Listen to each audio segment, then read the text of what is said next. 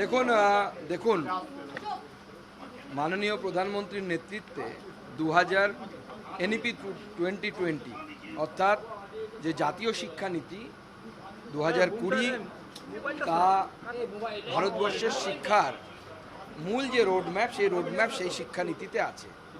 এতদিন পর্যন্ত পশ্চিমবঙ্গে এমন একটি সরকার ছিল যারা শিক্ষাকে তাদের পলিটিক্যাল হাতিয়ার, কোথাও ক্যাডারকে চাকরি দেয়া, কোথাও চাকরি বিক্রি করে পার্টি ফান্ড বানানো, এই কাজে ব্যবহার করত। পশ্চিমবঙ্গে শুভেন্দু অধিকারীর নেতৃত্বে ডবল এনজির সরকার গঠন হওয়ার পর শিক্ষাকে নিয়ে আমাদের মাননীয় দুই মন্ত্রী এখানে আছেন, উচ্চশিক্ষামন্ত্রী জগন্নাথ চট্টোপাধ্যায়, স্কুল শিক্ষামন্ত্রী দীপক বর্মন এবং তার সাথে তার সহকারীরা অর্থাৎ এমওএস, তারা চেষ্টা করছেন এবং এখনও পর্যন্ত সফল হয়েছেন যে পশ্চিমবঙ্গের শিক্ষা ব্যবস্থাটাকেও ভারতবর্ষের যে শিক্ষা ব্যবস্থা তার সাথে পার একই লয়ে একই দিকে নিয়ে যাওয়ার জন্য। এবং সেই বিষয়ে দীর্ঘক্ষণ আলোচনা হয়েছে। আমরা ধন্যবাদ জানাবো মাননীয় মুখ্যমন্ত্রীকে যে উনি ওনার ব্যস্ততম সময়সূচি থেকে সময় বের করে এতটা সময় বাংলার শিক্ষা ব্যবস্থার জন্য দিলেন। তার জন্য মাননীয় মুখ্যমন্ত্রীকে আমি অসংখ্য ধন্যবাদ জানাবো। ধর্মেন্দ্র প্রধান সাহেবেরও আসার কথা ছিল, উনি বিশেষ একটি কারণে আজকে আসতে পারেননি। দিল্লির থেকেও বিভিন্ন আধিকারিকরা তারা এসেছিলেন এবং দুই সরকার হাতে হাত রেখে কিভাবে কাজ করবে তার রোডম্যাপ নিয়ে আলোচনা হয়েছে।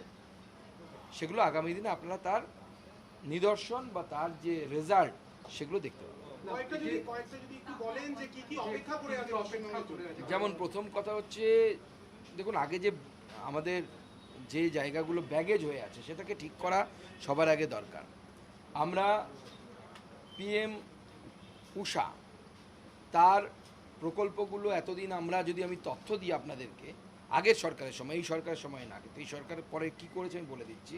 ইউনিভার্সিটি অফ ক্যালকাটা তার এইরকম শিক্ষা প্রতিষ্ঠান যাদেরকে 50 কোটি টাকা দেওয়া হয়েছিল রুসা যখন ছিল, তার মাত্র 14% কাজ হয়েছে। 14.74 মানে 15% ধরুন কাজ হয়েছিল বা ইউটিলাইজেশন সার্টিফিকেট হয়েছিল।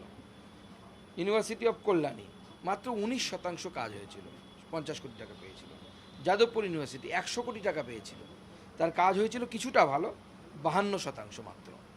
আমাদের এই সরকার আসার পর তার ফিজিক্যাল ভেরিফিকেশান করে এবং কাজগুলোকে ইউটিলাইজেশন সার্টিফিকেট 75%-এর ইউটিলাইজেশন সার্টিফিকেট জোগাড় করা হয়ে গেছে। আগামী দিনে স্বাভাবিকভাবে পিএম উষার যে ফান্ড, সেই ফান্ড রাজ্য সরকার আবার পেতে চলেছে। এর ফলে রাজ্য সরকারের শিক্ষা প্রতিষ্ঠানগুলো, রাজ্য সরকার পোষিত বিশ্ববিদ্যালয়গুলো অনেকটা উন্নতি হবে। আমাদের স্কুল শিক্ষার ক্ষেত্রেও যে বিভিন্ন ফান্ড, সে পিএম পোষণ থেকে শুরু করে, পিএম পোষণে আপনারা জানেন যে এসএনএ অ্যাকাউন্টের নিয়ম হচ্ছে যতক্ষণ পর্যন্ত তাতে আপনার পয়সা আছে ফান্ড আসবে না। তো আমরা স্কুল শিক্ষা মন্ত্রকের সাথে আজকে আলোচনায় জানতে পেরেছি কালকের মধ্যে ফান্ড, আমাদের যে ফান্ড ছিল এক্সস্টেড। আগে কি হতো আপনারা জানেন, বকটুয়ে যখন মারা গেছিলো এই ফান্ড থেকে টাকা দেওয়া হয়েছিল। মুখ্যমন্ত্রী হিঙ্গলগঞ্জে কম্বল দিয়েছেন পোষণের পয়সা দিয়ে। এই সমস্ত অনিয়মগুলো সেই সময় হয়েছে, সেই সময়কার মুখ্যমন্ত্রী দ্বারা। এখন জিনিসটাকে পুরোটা ঠিক জায়গায় নিয়ে আসা হয়েছে। এবার সেখানেও পিএম পোষণের টাকা ঢুকতে শুরু করবে।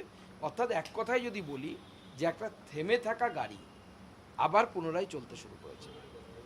এছাড়াও আইআইএম কলকাতা, তার একটা বড় প্রজেক্ট, 500 কোটি টাকার প্রজেক্ট, কেন্দ্র সরকারের প্রজেক্ট, কেন্দ্র সরকারের প্রতিষ্ঠান যেহেতু বহুদিন ধরে আটকে ছিল, রাজ্য সরকার যে মিনিমাম কাজ ক্যালকাটা মিউনিসিপ্যাল কর্পোরেশনের একটা এনওসি লাগবে সেটাকে আটকে রেখেছিল।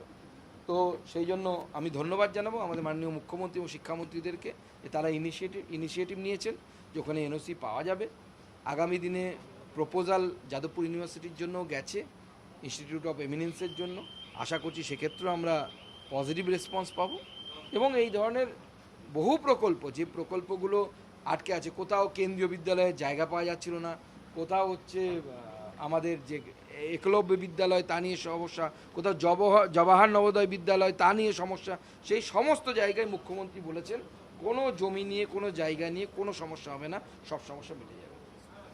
এছাড়াও একটা প্রপোজাল রাজ্য সরকার আমাদের কাছে আগামী দিনে দেবেন, এটা এখনও দেননি ওনারা। সেটা হচ্ছে কোনো এক সময় আমাদের যে বেসু অর্থাৎ শিবপুর, সেই শিবপুরের কাছে প্রপোজাল ছিল যে তাকে আইআইটিতে উন্নতি করা। সেই সময় তৎকালীন রাজ্য সরকার সেটা রাজি হয়নি, তার ফলে সেটা আইআইএসটি হয়েছে। তো এখন রাজ্য সরকার চাইছে তারা প্রপোজাল দেবে, প্রপোজাল দিলে পরে কেন্দ্র সরকার অবশ্যই বিবেচনা করবে যে সেটাকেও আইআইটি তলে উন্নীত করা যায় কি যায় না। যাদবপুরের ক্ষেত্রে কি এরকম কোনো পরিকল্পনা আছে? যাদবপুরের ক্ষেত্রে আমি উল্লেখ করলাম ইনস্টিটিউট অফ এমিনেন্স, যেটা তার প্রপোজাল অলরেডি অলরেডি পাঠানো হয়ে গেছে, এবং তারপরে সেখানে 60-40 ব্যাপার আছে, রাজ্য সরকার 40%, কেন্দ্র সরকার 60% তার দেবে, সেই নিয়ে আলোচনা চলছে। আচ্ছা, বেসরকারি শিক্ষা প্রতিষ্ঠান সম্পর্কে মুখ্যমন্ত্রী জানালেন যে এনওসি দেওয়া হয়েছে, এরপরে ইন্সপেকশন হবে, ইন্সপেকশনে যদি দেখা যায় যে ফিজ এবং অন্যান্য পরিকাঠামো ঠিক আছে তাহলে সেক্ষেত্রে তাদেরকে আবার ভবিষ্যতে ছাড়পত্র দেওয়া হবে। এই বিষয়টা ঠিক কি আলোচনা হয়েছে, কোন ধরনের শিক্ষা প্রতিষ্ঠানের কোনো অভিযোগ আছে কিনা? দেখুন, এরকম তো ইন্ডিভিজুয়াল আলোচনার বিষয় নেই, এক্ষেত্রে রাজ্যের যে শিক্ষা দপ্তর এবং মাননীয় উচ্চশিক্ষামন্ত্রী আছেন তিনি বিষয়টি দেখবেন মাননীয় মুখ্যমন্ত্রীর নির্দেশনায়।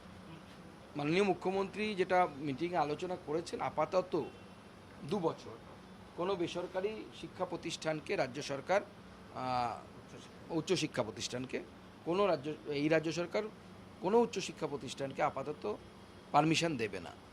আপাতত আমরা যেটা নীতি নিয়েছি, বা এই রাজ্য সরকার যে নীতি নিয়েছে বলা ভালো, সরকারি ব্যবস্থাকে সেটাকে সুদৃঢ় করা, সরকারি ব্যবস্থাকে ভালো করা, স্কুলগুলোকে ভালো করা। প্রতি স্কুলে মাননীয় মুখ্যমন্ত্রী নির্দেশ দিয়েছেন টয়লেট আছে কিনা, জলের ব্যবস্থা আছে কিনা, কিচেন 100% জায়গাতেই আমরা করে ফেলতে পেরেছি, কিচেনে গ্যাসের ব্যবস্থা আছে কিনা, প্রায় এখনও 20-25% স্কুলে গ্যাসের ব্যবস্থা নেই, সেটার ব্যবস্থা করা।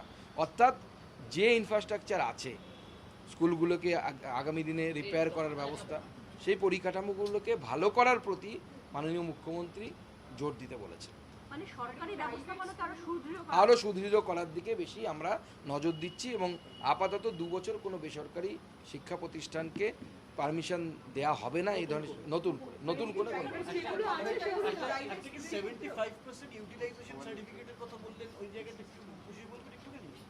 না। রুসার ক্ষেত্রে যেটা এখন বর্তমানে পিএম উষা হয়েছে, তার ইউটিলাইজেশন সার্টিফিকেট জমা পড়েনি কেন্দ্র সরকারের কাছে। তো ইউটিলাইজেশন আগের সরকারের সময়, তো স্বাভাবিকভাবে ইউসি না জমা পড়লে পরবর্তী টাকাগুলো আসেনি, এবং রুষা পরবর্তী সময় ফার্স্ট ফেজে রুষার টাকা এসেছে, দ্বিতীয় ফেজে আসেনি, মিনিমাম কিছু এসেছে, এবং তারপর থেকে যখন এটা পিএম উষা হয়ে গেছে, রুষা 1 রুষা 2 ছিল, তারপরে হয়েছে পিএম উষা, সেখানে রাজ্য সরকার অংশগ্রহণই করেনি, পূর্বতন রাজ্য সরকার। আমাদের রাজ্য সরকার, বর্তমান রাজ্য সরকার মাননীয় মুখ্যমন্ত্রী শুভেন্দু অধিকারীর নেতৃত্বে আগেই সিদ্ধান্ত নিয়েছিল যে আমরা পিএম উষাতে অংশগ্রহণ করব, সমস্ত ইউটিলাইজেশন সার্টিফিকেট পৌঁছে দেওয়া হচ্ছে, এবার পিএম উষার টাকা ঢুকতে শুরু করবে এখানে। অর্থাৎ এতদিন যে টাকাগুলো অনিয়মের জন্য বন্ধ ছিল, সেই অনিয়মগুলো কাটিয়ে আবার রাজ্যের শিক্ষা দপ্তর ট্র্যাকে চলে এসেছে। এখনো কোনো সিদ্ধান্ত হয়নি। এক্ষেত্রে স্কুল শিক্ষামন্ত্রী বলবেন, আমাদের স্কুল শিক্ষামন্ত্রী বলবেন।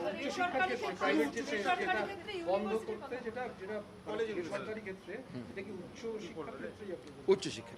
আচ্ছা, আরেকটা লাস্ট প্রশ্ন, আজকে টেট নিয়ে, টেট দেব না এই দাবিতে ভাস্কর ঘোষদের নেতৃত্বে একটা বড় মিছিল শিক্ষকরা করেছেন, কর্মরত শিক্ষকরা। আপনি তো জানেন এই বিষয়ে একাধিকবার আপনার সঙ্গে আলোচনা হয়েছে, কোনো বার্তা যদি তাদেরকে? দেখুন, আলোচনা অবশ্যই হয়েছে, এবং ভাস্করবাবুর সাথে আমার কথাও হয়েছে, এবং ওনারা হয়তো আমার কাছে সময়ও চেয়েছেন। আমি এই মিটিংয়ের জন্য সময় দিতে পারিনি এখনো পর্যন্ত।